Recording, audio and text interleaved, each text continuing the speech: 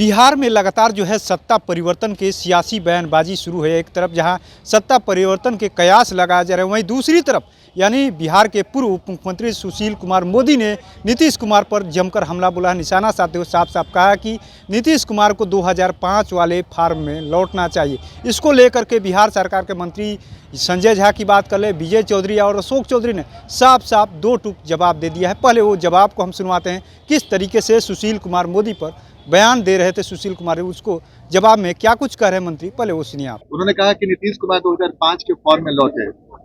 इस बयान का मतलब क्या समझ रहा है?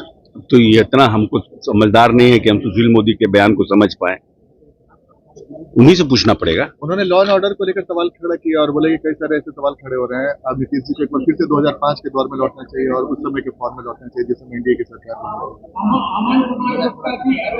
अपराधी बाहर भाग सकते हैं देश राज्य छोड़ करके।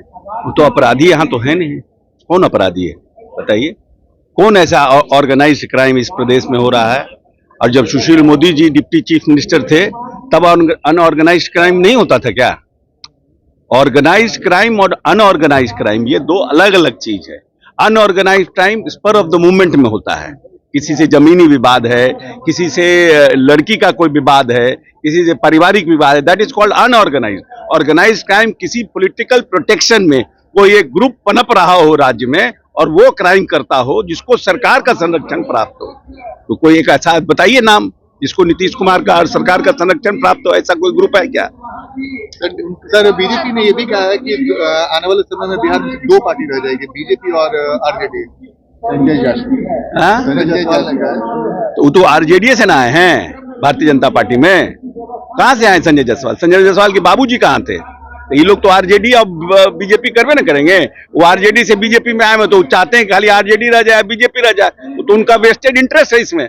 हम लोग इतना ही जानते हैं कि हम लोग के मुख्यमंत्री अपनी समझदारी से काम करते हैं।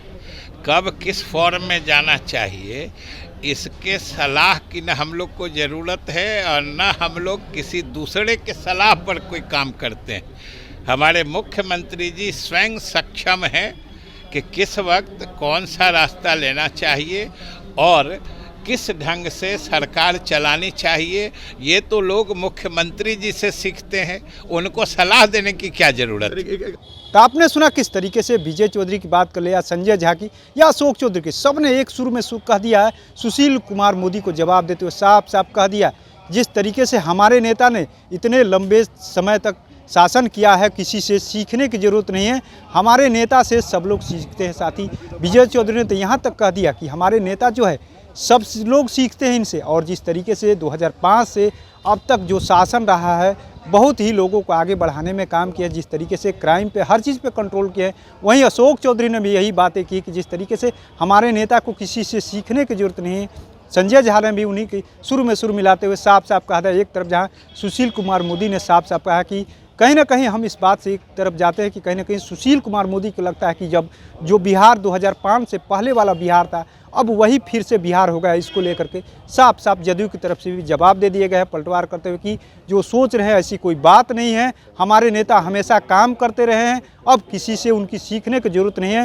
निर्णय लेने में खुद हमारे नेता सक्षम है, जो भी निर्णय लेना होता है हमारे नेता समय पर ले लेते हैं और जिसको भी जो कहना है कहते रहिए। हमारे नेता खुद जो भी निर्णय लेना है उसमें सक्षम है।